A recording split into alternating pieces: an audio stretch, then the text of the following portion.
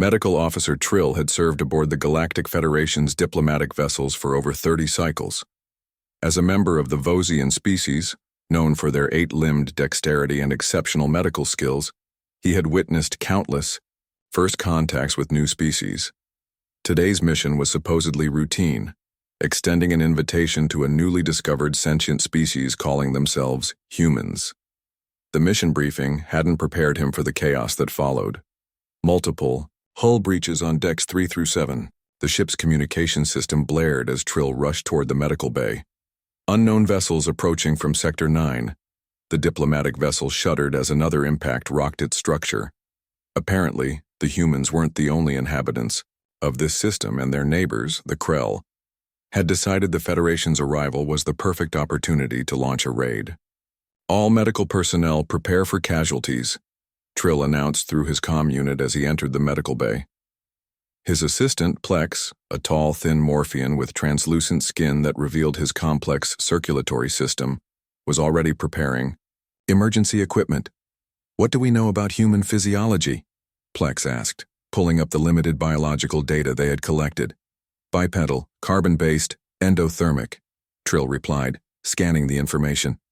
"Iron-based blood, relatively sturdy. Skeletal structure. Standard class for 4 medical protocols should be sufficient." The doors to the medical bay slid open as security personnel rushed in supporting a human delegate. It was the first human Trill had seen up close, smaller than he expected, with tanned skin and short brown hair. The human's leg had a deep gash, running from knee to ankle, blood pulsing steadily from the wound. "Place him on the examination table," Trill instructed, moving forward with a medical scanner. The human, whose name badge read Tom, grimaced in pain but remained conscious. "It's not as bad as it looks," Tom said through gritted teeth. "Just need to patch it up and get back to the others." Trill exchanged glances with Plex.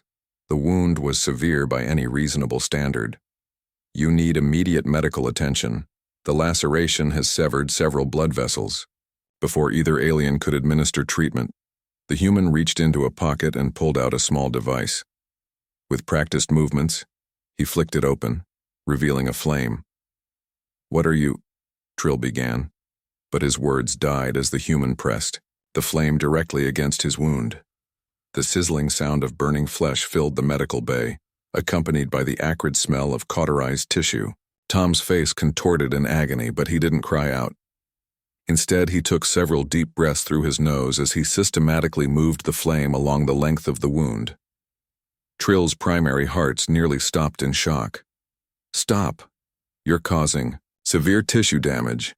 Tom looked up, his face pale but determined. "It's faster this way." The bleeding stopped. The ship lurched violently again. The communication system crackled to life.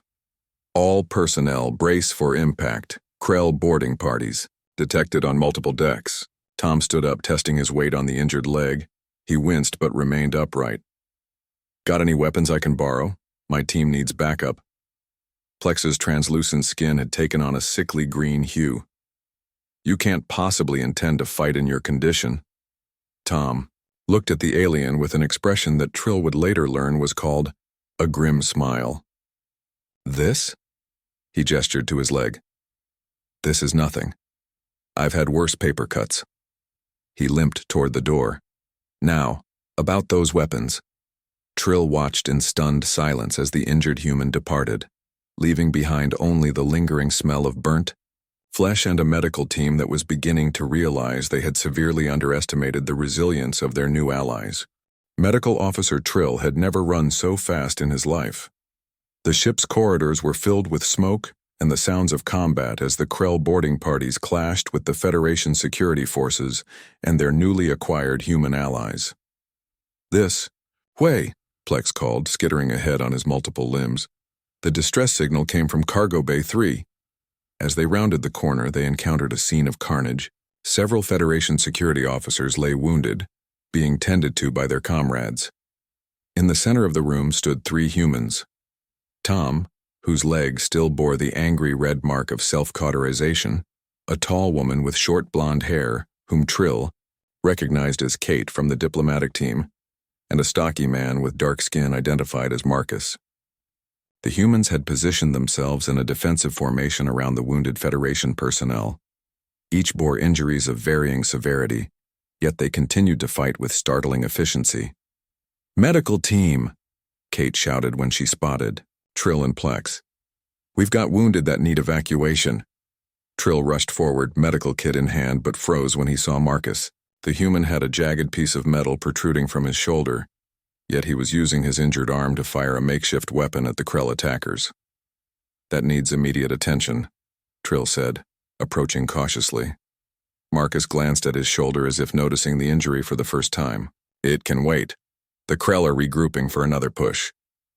At minimum, we need to remove the foreign object and stabilize the wound," Trill insisted, his medical training overriding his growing bewilderment at human physiology. Marcus nodded to Kate, who moved to cover his position. In one swift motion, he gripped the metal shard and yanked it from his flesh. Fresh blood welled immediately. Before Trill could reach for his medkit, Marcus pulled a small packet from his pocket, tore it open with his teeth, and poured its contents, some kind of white powder, directly into the wound. His face contorted in a grimace of pain, but he made no sound. "That substance," Plex asked, scanning the wound with medical equipment. "Hemostatic agent," Marcus replied. "Ursula, military grade stings like hell, but stops the bleeding," Kate called out from her position. "Incoming 3 o'clock. Marcus immediately returned to the barricade, his injured arm moving with only slightly diminished mobility as he aimed his weapon. Trill turned his attention to the Federation wounded, while Plex continued to stare at Marcus in fascination. "Their pain tolerance is remarkable," Plex whispered, "and their knowledge of field medicine is unorthodox but effective." As Trill treated a Zalarian officer with a plasma burn, he couldn't help but overhear Tom and Kate's conversation. "How's the leg holding up?" Kate asked, firing a burst at an approaching Krell soldier. "It'll do," Tom replied, "though I'm going to need some serious antibiotics later. Not exactly a sterile environment." "I've got some in my kit," Kate said. She reached into a pocket and tossed him a small container without taking her eyes off the entry point she was guarding. "Take 2 now." Trill watched in disbelief as Tom swallowed the medication dry and continued fighting. The human's wound should have been debilitating, yet he moved with determined efficiency, his actions slowed but not stopped by the injury. A massive explosion rocked the cargo bay, sending debris flying. When the dust cleared, Trill saw Kate pinned beneath a fallen beam, blood trickling from a cut on her forehead. "Kate!" Tom shouted, moving toward her. As Trill rushed to assist, he witnessed yet another display of human resilience. Kate, despite being trapped, had already torn a strip from her uniform and was tying it around her head to keep blood from flowing into her eyes. "I'm fine," she called back. "Just need to get this thing off me." Marcus joined Tom, and together they lifted the beam while Plex pulled Kate free. Trill's scanner revealed multiple fractures in her left leg, yet the human was already attempting to stand. "You've sustained significant skeletal damage," Trill informed her, administering a pain suppressant. Kate accepted the injection with a nod of thanks. "Got anything to splint it with? We need to move soon. This position is compromised." As Trill fashioned a makeshift brace from medical supplies, he realized his understanding of sentient biology might need serious revision. These humans weren't just fighting through pain. They were adapting to their injuries in real time, compensating and continuing as if their bodies were tools to be repaired on the go, rather than fragile vessels requiring careful treatment. It was both terrifying and awe-inspiring. 3 standard cycles had passed since the Krell attack. The diplomatic vessel was limping toward the nearest Federation outpost for repairs, its hull patched with makeshift sealants, and its crew working tirelessly to restore essential systems. Medical. Officer Trill had converted Cargo Bay 2 into an emergency infirmary. With the main medical bay damaged in the attack, he needed a larger space to accommodate the wounded, particularly the humans, who had specific environmental requirements. "Their recovery rate is unprecedented," Trill murmured to Plex as they reviewed medical scans of the human patients. "Look at Tom's leg wound. Tissue regeneration is already at 30%. Plex's translucent skin rippled with interest. And they're doing it without regenerative assistance, purely biological healing, supplemented only by those basic antibiotics they carry." The infirmary door slid open, and Captain Vorn entered. The Drentari captain's crystalline exoskeleton caught the light as he approached, the faint cracks from battle damage still visible despite emergency repairs. "How are our human allies faring?" Captain Vorn asked, his voice resonating in the harmonic tones typical of his species. "They defy medical convention," Trill responded. 3 days ago, I would have classified most of their injuries as combat debilitating. Yet they not only continued fighting, but are now recovering at rates that suggest they'll be fully functional within a standard week. Captain Vorn's crystalline face shifted in what Trill recognized as an expression of concern. And their mental state? The battle was intense for an unproven species with no prior combat experience against the Krell. Trill hesitated. That's perhaps the most perplexing aspect. They show signs of stress, elevated hormones, disrupted sleep patterns, but they've developed what appears to be a communal coping mechanism. "Explain," the captain prompted. Plex gestured toward a corner of the infirmary where the 6 human delegates had gathered. They were sitting in a circle, passing small containers between them and periodically emitting the short explosive sound Trill had learned was called laughter. "They call it sharing war stories," Plex explained. "They compare injuries and experiences in what appears to be a competitive ritual. Based on my observations, higher status is granted to those who sustained more severe injuries while continuing to function." Captain Vorn's exoskeleton clinked softly as he shifted position. "A psychological adaptation to normalize trauma?" "That's our working theory," Trill confirmed. "But there's more. Watch Marcus." They observed as Marcus, his shoulder heavily bandaged, but healing well, demonstrated to the other humans how he had removed the metal shard and applied the hemostatic powder. The other humans nodded appreciatively, occasionally interjecting with comments that provoked more laughter. "They're teaching each other," Captain Vorn observed. "Precisely," Trill said. "They're creating an informal database of emergency field treatments. Each injury becomes not just a trauma to overcome, but a learning opportunity for the group." As they watched, Tom rose from the circle, limping slightly as he approached one of the Federation security officers recovering nearby. The officer, a young Zalarian named Crit, had sustained a deep plasma burn to his abdomen during the battle. Tom knelt beside the alien officer and engaged him in conversation, occasionally gesturing to his own cauterized leg wound. After a few moments, Tom called over to Kate, who retrieved something from a small kit and brought it to him. "What are they doing?" Captain Vorn asked. "I believe they're sharing their medical knowledge," Trill said, moving closer to observe. Tom was carefully applying a thin layer of an unfamiliar substance to the edges of Crit's burn wound. "This is something we use for thermal injuries," he was explaining to the Zalarian. "It's a synthetic skin barrier infused with analgesics and antimicrobials. Should help with the pain and prevent infection while your natural healing processes work."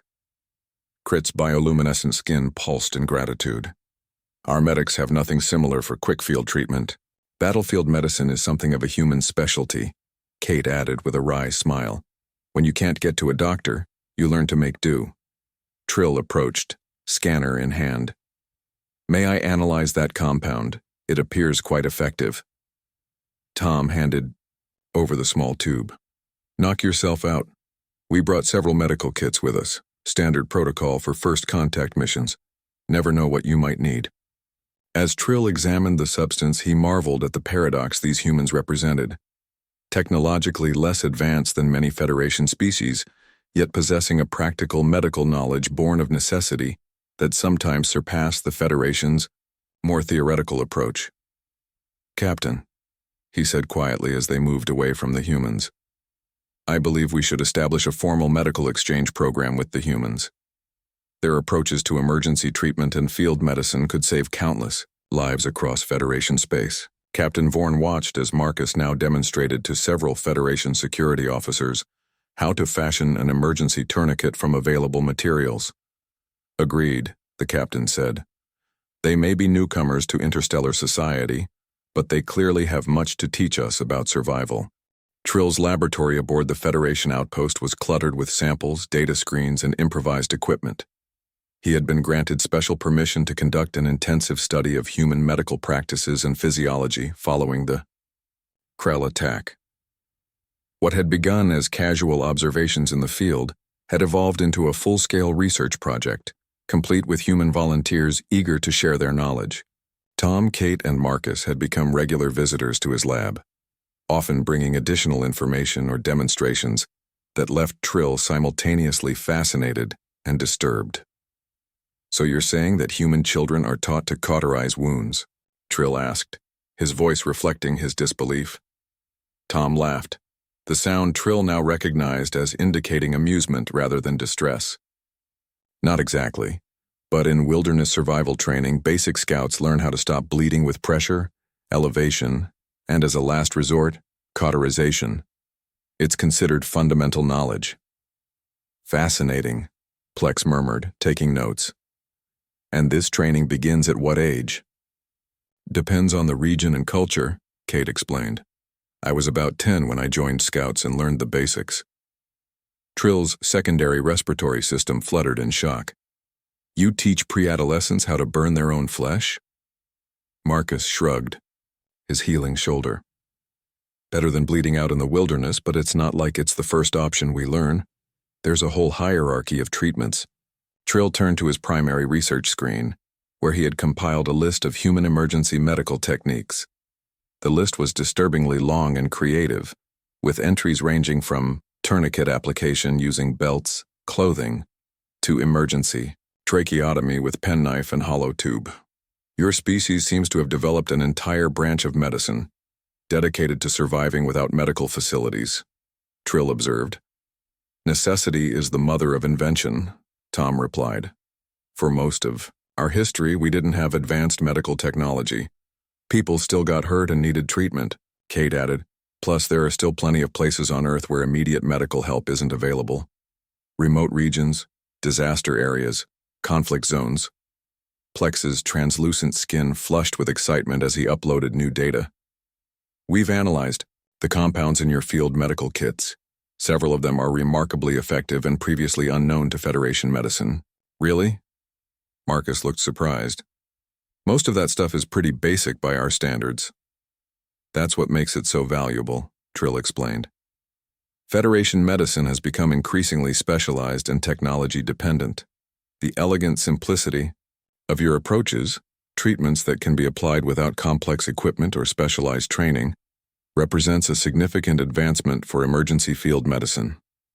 The laboratory door slid open, and Dr. Laria, the Federation's chief medical researcher, entered. The tall, feathered Avarian nodded to the humans before addressing Trill. "Your preliminary findings are causing quite a stir in the medical community," Dr. Laria said, her voice melodic as was typical of her species. "Particularly the documentation of human pain tolerance and stress responses." "We're not actually that special," Tom interjected. "Humans just have a knack for adaptation." Dr. Laria's head tilted in the Avarian expression of respectful disagreement. "On the contrary, our comparative analysis places human pain tolerance within the top percentile of known sentient species. Combined with your remarkable ability to function despite severe injuries, it makes humans uniquely suited for crisis response." Marcus chuckled. "Don't let this get out, or we'll all end up as emergency responders across the galaxy." The room fell silent as everyone realized that Marcus had inadvertently suggested exactly what Federation leadership was already considering. "Actually," Dr. Laria said carefully, "there is a proposal being discussed to establish a joint Human Federation emergency medical response team. Your experience during the Krell attack demonstrated capabilities that complement our existing protocols." Kate's eyes narrowed slightly. "You want to use humans as frontline medics because we can keep working while injured?" Dr. Laria's feathers ruffled in embarrassment. "That oversimplifies the proposal. Your species' combination of practical knowledge, adaptability, and physiological resilience makes you ideal candidates for emergency response in volatile situations." Tom leaned forward, his expression serious. "If you're asking for volunteers to help develop better emergency medical protocols, we're in. But if you're looking to exploit human resilience without understanding it, that's a different conversation." Trill intervened, sensing tension. Perhaps we should focus on the knowledge exchange first. There's still much we can learn from each other. He gestured to a healing simulation playing on one of the lab screens.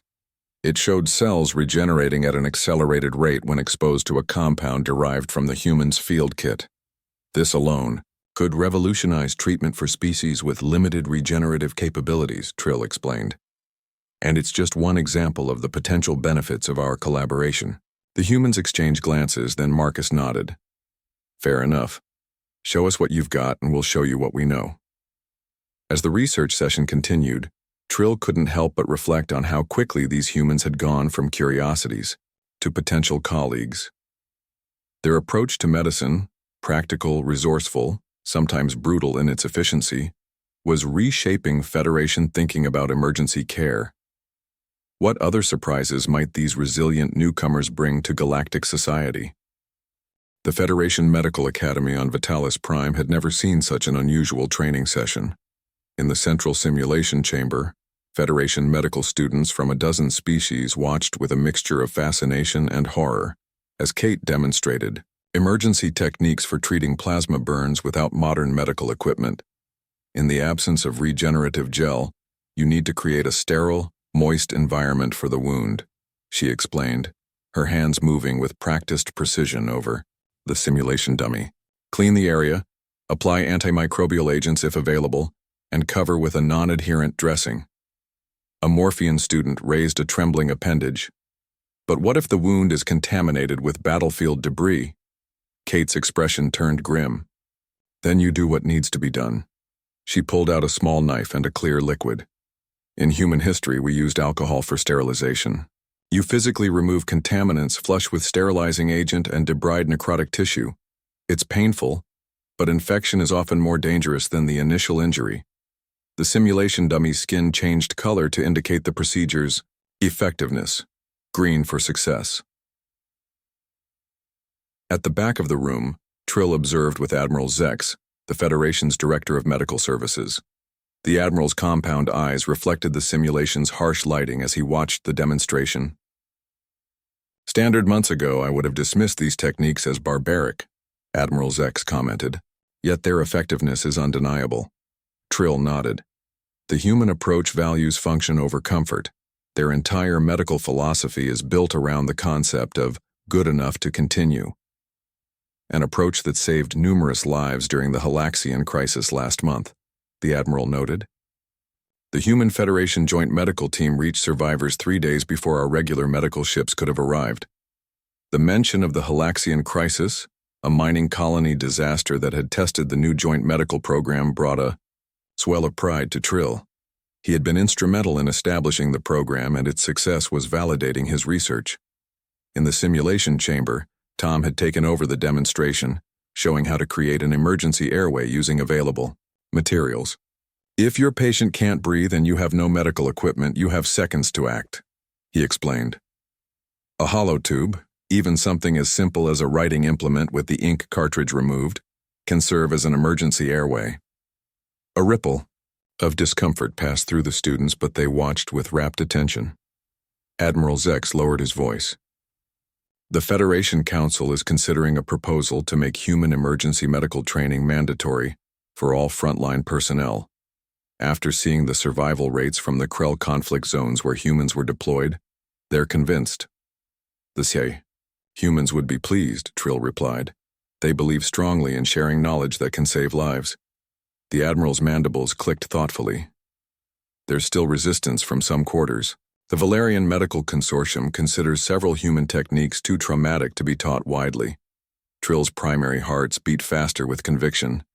With respect, Admiral, the Valerians have never been in a combat situation without access to their regeneration chambers. The humans understand that ideal conditions rarely exist in emergencies. Their conversation was interrupted as Marcus took the center of the simulation chamber. Unlike the previous demonstrations, which had used dummies, Marcus rolled up his sleeve to reveal his fully healed shoulder, now marked with distinctive scar tissue. Theory and simulation are valuable, Marcus addressed the students, but understanding how these techniques feel and work on actual living tissue is important. This was a penetrating wound with a contaminated object. Federation medicine could have healed it without a trace, but in the field, our priority was stopping blood loss and preventing infection. He beckoned to a Drentari student. Touch the scar tissue. Feel how the body creates its own natural armor at the injury site. The crystalline Drentari hesitantly extended a limb, touching the raised tissue on Marcus's shoulder. This is why humans can keep fighting, Marcus continued. Our bodies begin repairs immediately and our minds are conditioned to work through pain. It's not superior medicine. It's adaptation and determination. As the session continued, Trill reflected on how far they had come. What began as shocked observation of humans cauterizing wounds in the heat of battle had evolved into a structured knowledge exchange that was reshaping Federation emergency medicine. The humans had not only survived their first interstellar conflict, but had turned it into an opportunity to forge deeper connections with their new galactic neighbors. Their resilience, both physical and psychological, had transformed from a curiosity into a valued trait that complemented the Federation's technological prowess. As Marcus finished his demonstration to enthusiastic questions from the students, Trill felt certain that the collaboration between humans and the Federation would continue to yield benefits neither could have achieved alone. The remote outpost on Helios 9 was never meant to be a battleground. Situated on the edge of Federation space, it was primarily a scientific research station with minimal defensive capabilities. When the Krell expansion fleet appeared in the system without warning, the outpost's personnel had mere hours to prepare. Trill had been visiting the station as part of a regular medical inspection when the attack began. Now, as he crouched behind a makeshift barricade in the station's main laboratory, he found himself experiencing déjà vu. Just like old times, huh? Tom said, checking the charge on his energy weapon. In the 3 years since the first Krell encounter, Tom had transitioned from diplomat to commander of a specialized Human Federation joint unit. His once cauterized leg now bore only a faint scar, barely visible beneath his uniform. I had hoped not to repeat the experience, Trill replied dryly, organizing his expanded medical kit. The kit itself was a product of Human Federation collaboration, traditional Federation technology supplemented with human-inspired emergency supplies.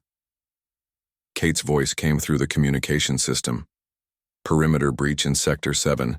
They're pushing toward the evacuation zone. Tom's expression hardened. Marcus, take your team and reinforce Sector 7. Trill, we need to move the serious medical cases to the inner chambers. The station shuddered as another Krell weapon impact struck the outer shields. Alarms blared, and the emergency lighting cast an eerie red glow across the laboratory. Trill hurried to the temporary medical bay he had established in an adjacent room. 23 wounded personnel, a mix of researchers and security staff, lay on hastily arranged cots. 3 human medics moved efficiently among them, applying treatments Trill had once found shocking but now recognized as life-saving. A young human medic named Alex was sealing a gash on a Zalarian researcher's arm using an adhesive compound. This will hold until we can get you proper treatment, Alex told the researcher. Try to keep it dry and avoid flexing the arm too much. The Zalarian nodded gratefully, their bioluminescent skin pulsing weakly with pain but stable, a testament to how effective the human treatments had become. Trill approached a critically injured Morphean security officer. The officer's translucent skin revealed alarming internal damage from a Krell energy weapon. We need to move you to the inner chamber, Trill explained, but the transition will be painful. The Morphean's voice was weak. I don't think I can survive the move. Kate appeared beside Trill, having returned from the perimeter. Her face was smudged with soot, and a fresh cut on her forehead was beginning to swell. Yes, you can, she said firmly to the Morphean. We've developed a temporary internal stabilization procedure for your species. Without waiting for permission, she removed a slender device from her medical kit and pressed it against the Morphean's abdomen. This will create a temporary field that will hold your internal structures in place during transport. It's uncomfortable, but effective. The Morphean gasped as the device activated, but the dangerous movement beneath their translucent skin subsided. How did you? Trill began. Kate managed a grim smile. Marcus and the Federation bioengineers developed it after the Proxima incident. We've been field testing the prototypes. Another explosion rocked the station, closer this time. Tom's voice came. Over the communication system. Krell boarding parties have breached the main entrance. All personnel, prepare for close-quarters combat. The medical team moved with practiced efficiency, securing patients and preparing defensive positions. This was not their first encounter with the Krell, and the hard-earned experience showed in their coordinated actions. Trill, Kate said, checking her weapon. Get the critical cases moving toward the evacuation shuttles. We'll hold this position as long as we can. Trill nodded, already organizing the mobile patients. In the 3 years he had worked with humans, he had developed a deep respect for their tactical thinking under pressure. They fought not with reckless abandon but with calculated determination, always prioritizing the protection of those unable to protect themselves. As the evacuation began, the first wave of Krell soldiers breached the outer laboratory. Tom and his team engaged them, creating a protective corridor for the wounded to escape. Trill watched as Tom took a glancing blow from a Krell energy weapon, the impact spinning him against a wall. Without hesitation, Tom regained his footing, pulled a small canister from his belt and sprayed its contents on the wound. The specialized foam expanded, sealing the injury and delivering pain suppressants and coagulants directly to the damaged tissue. It was the latest evolution of human field medicine, more sophisticated than the crude cauterization Trill had first witnessed, but born of the same philosophy. Adapt, continue, survive.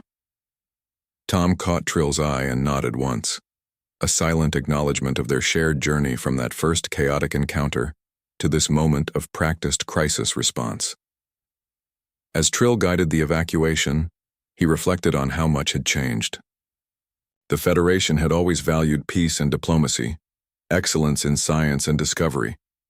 From the humans, they were learning something equally valuable: how to endure when peace failed, how to adapt when systems collapsed, how to continue fighting when the situation seemed hopeless. It was a lesson being written in blood and scar tissue, but one that might ensure the Federation's survival in an increasingly hostile galaxy. 5 years after the first encounter with the Krell, the Federation headquarters on Centauri Prime hosted an unprecedented ceremony. The Great Hall was filled with representatives from across the galaxy, gathered to commemorate the formal integration of human emergency medical protocols into the Federation's standard training curriculum.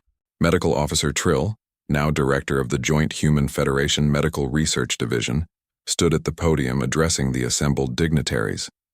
His uniform bore the distinctive insignia of his new position, a Federation medical emblem intertwined with the human symbol for emergency care.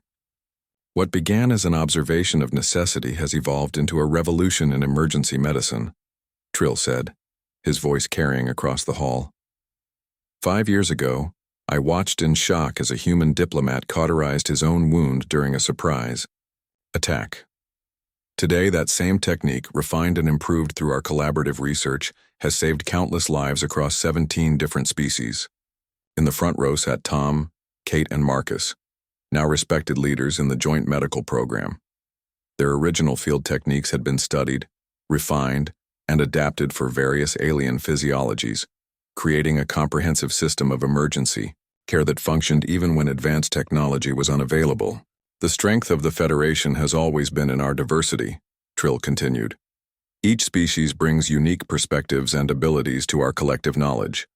What humans brought was not just their resilience, but their practical approach to survival under adverse conditions, an approach born from their planet's challenging history. On the large display behind him, images appeared showing Human Federation medical teams responding to crises across the galaxy. A mining disaster on Proxima 4, where specialized trauma techniques had saved miners trapped beneath tons of rubble. The Vega outbreak, where human-inspired field hospitals had contained a deadly pathogen. The Battle of Helios 9, where emergency procedures had resulted in a 73% survival rate among critically wounded personnel. Today, we formally incorporate these protocols into our standard medical training, Trill announced. Every Federation medical officer, every emergency responder, every frontline personnel will learn these techniques, not to replace our advanced medical technology but to complement it, to provide options when technology fails or is unavailable. The audience applauded as Federation Admiral Zex joined Trill at the podium to unveil a new training manual, Comprehensive Emergency Field Medicine, a Human Federation Approach. As the ceremony continued, Trill found himself reflecting on the journey that had brought them here.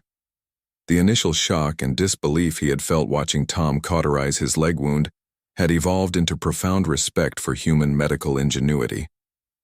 What had seemed primitive and desperate was, in fact, practical and effective, the result of thousands of years of human innovation in the face of limited resources. After the ceremony, Trill joined Tom, Kate, and Marcus in the hall's observation deck overlooking the capital city. The four of them had been through much together: battles, research breakthroughs, political negotiations, and countless emergency situations. "Did you ever imagine we'd end up here?" Trill asked, gesturing to the view of the city where human and alien medical students could be seen training together in the academy grounds below. Tom shook his head, a smile playing at his lips. "When I cauterized my leg that day, I was just trying to get back into the fight. I never thought it would lead to all this." "Humans have a saying," Kate added.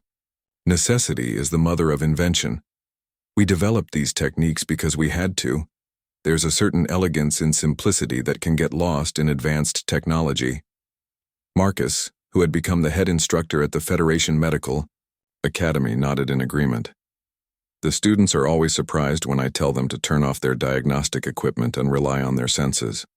But when the power goes out or supplies run low, those basic skills make all the difference." A soft chime indicated an incoming message. Trill checked his communication device and his expression turned serious. "New Krell activity detected near the Epsilon sector," he reported. "A Federation colony has requested emergency medical support." Without hesitation, the four of them moved toward the exit, falling into the practiced routine they had developed over years of responding to crises together. "Joint Response Team Alpha is prepped and ready," Kate said, already accessing deployment schedules on her device. "We can be there in 6 hours." As they headed toward the shuttle bay, Trill reflected on how seamlessly their two approaches to DASUM medicine had merged. The Federation's advanced technology and the humans' practical resilience had combined to create something greater than either could have achieved alone. The Krell, who had inadvertently brought them together through conflict, now faced a Federation strengthened by human determination. Each encounter, each battle, each emergency had refined their joint capabilities, turning initial shock into mutual respect and eventually into a powerful alliance. Aboard the medical response shuttle, team members from a dozen species prepared equipment and reviewed protocols. Human field techniques had been adapted for each species' unique physiology, while Federation technology had made those techniques more effective and less traumatic. As the shuttle lifted off, Trill took his place beside his human colleagues, ready once again to face whatever challenges awaited them. What had begun with shocked alien medics watching humans self-cauterize and keep fighting had evolved into a profound partnership that was changing the face of galactic medicine. "Ready for another round?" Tom asked, the scar on his leg barely visible now, but the lessons it had taught etched permanently into Federation medical doctrine. Trill's 8 limbs moved efficiently over the preparation checklist as he replied, "Always ready. Though I still hope someday you'll teach me how." "You humans managed to smile through procedures that would incapacitate most species." Kate laughed, checking her specialized field kit, a perfect blend of human practicality and Federation technology. "That's simple, Trill. It's not that we don't feel the pain. We just decide it's not as important as what needs to be done." As the shuttle accelerated toward its destination, Marcus addressed the mixed human-alien medical team gathered in the deployment bay. "Remember your training. Technology can fail, ships can be damaged, supply lines can be cut, but as long as you have your knowledge and your determination, you can save lives." The team, a living embodiment of the alliance that had begun in Fire and Blood 5 years earlier, responded with unified acknowledgement. Humans who had brought their hard-earned survival skills to the stars now fought alongside aliens who had once watched in horror as those same humans burned their own flesh to keep fighting. Through the viewport, Trill could see the stars streaking by, each one potentially hosting worlds that might someday need the unique blend of resilience and technology they had developed. The shocked incomprehension he had felt during that first encounter seemed like a distant memory now. In its place was something far more valuable: the understanding that throughout the vast diversity of the galaxy, the will to survive, to protect others, and to keep fighting against impossible odds might take different forms, but it was a universal constant worth celebrating. And it had all begun with a human's grimace of pain, the sizzle of cauterized flesh, and the astonished faces of alien medics watching as that same human stood up and returned to battle.